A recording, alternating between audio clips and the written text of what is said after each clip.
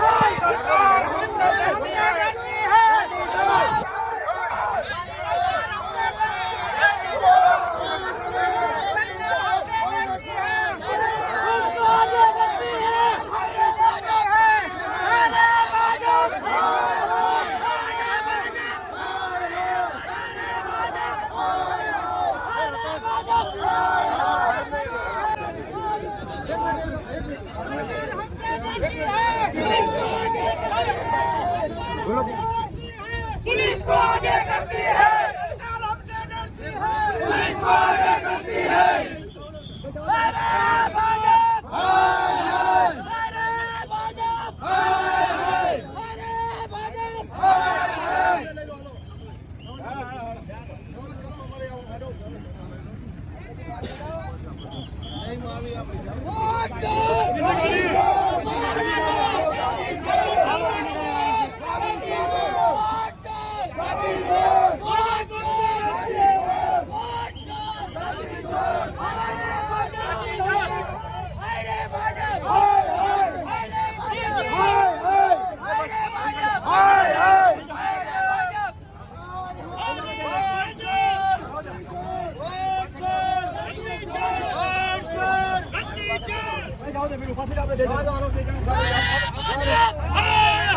अरे भाजपा, अरे भाजपा, अरे भाजपा।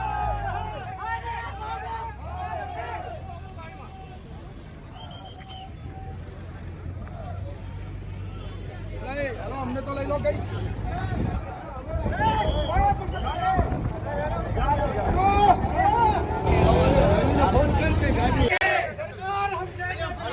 पुलिस को आगे करती है, पुलिस को आगे करती है, पुलिस को आगे करती है,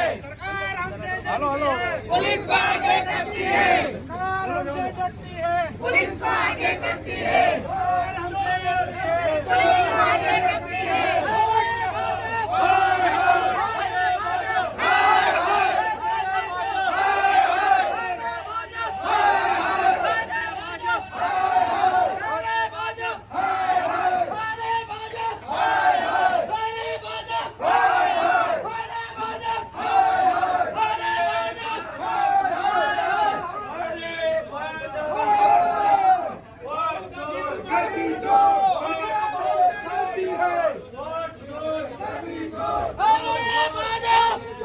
सरकार हमसे डरती है, पुलिस को आगे करती है, सरकार हमसे डरती है, पुलिस को आगे करती है, सरकार हमसे डरती है, पुलिस को आगे करती है। वोट चोर, वोट चोर, वोट चोर, वोट चोर,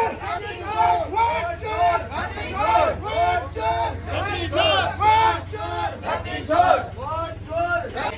राहुल गांधी आगे बढ़ो, हम तुम्हारे साथ हैं। राहुल गांधी आगे बढ़ो, हम तुम्हारे साथ हैं। राहुल गांधी आगे बढ़ो, हम तुम्हारे साथ हैं। वोट चोर, वोट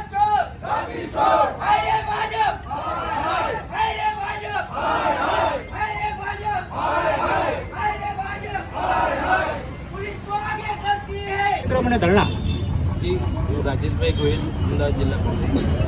આજરોજ વિરમગામ મુકામે અમારા લોકસભાના વિપક્ષ નેતા માનનીય શ્રી રાહુલ ગાંધીજીએ જે કર્ણાટકની અંદર વોટની ચોરી કઈ રીતે થાય છે એ આખું પ્રકરણ પકડ્યું છે અને એ વોટ ચોરીનું પ્રકરણ આખા ભારતમાં ઉજાગર કરવાનું હોય અને આ સરકાર અને ચૂંટણી પંચ બંને સાથે મળીને જે રીતે વોટ ચોરી કરી અને સરકાર બનાવે છે અને વોટની અંદર ગાંગળી કરી રહ્યા છે, આ આખો પર્દાફાશ કરી અને સરકારને જ્યારે અત્યારે કોમામાં મુકાઈ જાય છે ત્યારે આ આખા મુહિમને ચલાવવા માટે દેશભરમાં આહવાન કર્યું છે. ત્યારે આજ રોજ વિરમગામ મુકામે વોટ ચોર ગદ્દી ચોરના મુદ્દા સાથે અમે આજે ધરણા પ્રદર્શન કરી રહ્યા છીએ અને આ કાર્યક્રમને અમે સફળ કરવાનો પ્રયત્ન કરી રહ્યા છીએ. તો દેશની સાથે જે ગુજરાતમાં પણ કંઈક તમે એવો આક્ષેપ છે કે ભાઈ વોટ ચોરી થઈ હોય કંઈક ચૂંટણીઓમાં? ગુજરાતમાં પણ એ જ મુદ્દે આટલા વર્ષોથી સતત એક જ ધારી એક સરકાર આવતી હોય. 22માં તો તમે જોયું હતું કે કેટલું બધું સરકારની વિરુદ્ધનું વાતાવરણ હતું, તેમ છતાં જો 17 સીટો જ આવતી હોય તો એ સીધી જ વાત છે કે ક્યાંક અંદર કંઈક ગડબડ છે. વોટ ચોરીનો આક્ષેપ સાહેબ અને આજનો ધરણા કાર્યક્રમ આપણે જોયું હશે કે વોટ ચોરી એટલા પ્રમાણમાં થઈ છે આખા દેશમાં. એના માટે અમારા આદરણીય રાહુલ ગાંધીજીએ અભિયાન છેડ્યું છે વોટ ચોરીના મુદ્દે. એના ભાગરૂપે આજે અમદાવાદ જિલ્લા કોંગ્રેસ સમિતિ તરફથી આપણા વિરમગામમાં કાર્યક્રમ ધરણાનો અને રેલીનો રાખવામાં આવ્યો છે. ત્યારે કાલે અમારા આગેવાન પરમિશન લેવા પણ ગયા, પરમિશન ના આપવામાં આવી. અને મારે તો યાદ કરવા છે એના કરતાં તો અંગ્રેજની સરકાર અહીંયા હતી ત્યારે ગાંધીજી અને સરદાર વલ્લભભાઈએ નક્કી કર્યું કે આપણે અસલાલીમાં આ અંગ્રેજોની સરકાર વિરુદ્ધ સભા કરવી છે અને લોક ચળવળ ઊભી કરીને આ દેશને આઝાદ કરવો છે. ત્યારે અંગ્રેજ સરકાર હતી ત્યારે પણ ગાંધીજી અને સરદાર વલ્લભભાઈ અમારા કોંગ્રેસના આગેવાનો રહ્યા નહોતા અને કહેવડાયું કે ભાઈ સરદાર વલ્લભભાઈ આપણે જીવીદારને કહી દો કે અમને ચોરે અસલાલી કે જેથી કરીને આખા ગામના લોકો કાલ સભા માટે સવારે 10 વાગે ભેગા કરે. ત્યારે જીવીદારે તો કહ્યું, સરદારે કહ્યું કે ગાંધીજી રહેવા દો, કોઈ ભેગા નહીં થાય. ખરેખર બીજા દિવસે એવું થયું કે લોકો ગામમાં લોક મારીને સીમમાં જતા રહ્યા હતા. એટલો ત્રાસ હતો અંગ્રેજ સરકારનો, ટીક હતી. તેમ છતાં અમારા કોંગ્રેસના આગેવાન ગાંધીજી અને સરદાર વલ્લભભાઈએ નક્કી કર્યું. ગાંધીજી કે સરદાર આપણે સભા તો કરવી જ છે, એટલે એક કામ કરીએ કે આપણે જીવીદારને એકવાર હજી મોકલી જોઈએ. મોકલ્યો પણ બધે લોક લટકતા હતા. ગાંધીજીએ કહ્યું કે સરદાર તમે ભાષણ કરો અને હું સામે બેસું, તમારું ભાષણ પૂરું થાય પછી હું ભાષણ કરું અને તમે સામે બેસો. એમ કરીને ફક્ત 2 વ્યક્તિએ સભા કરી. ગામ લોકોએ બીજા સાંજે ખબર પડી એ તો સભા કરીને ગયા તો લોકોને શરમ પણ આવી. અને પછી જ્યાં સભાઓ જ્યાં ગાંધીજી અને સરદાર વલ્લભભાઈએ કરી ત્યાં પબ્લિક તૂટી પડીને આજે આપણો દેશ આઝાદ કર્યો. ત્યારે પણ આટલો ખોફ નહોતો. આજે તમે જુઓ લોકશાહીમાં દરેક પાર્ટી હોય કે વ્યક્તિ હોય એના વિચારો વ્યક્ત કરવાની સ્વતંત્રતા હોય. અને સ્વતંત્રતા જ્યારે હોય ત્યારે એના પરમિશનો પણ આપવી જોઈએ, એને વિરોધ પ્રદર્શન પણ કરવા દેવા જોઈએ.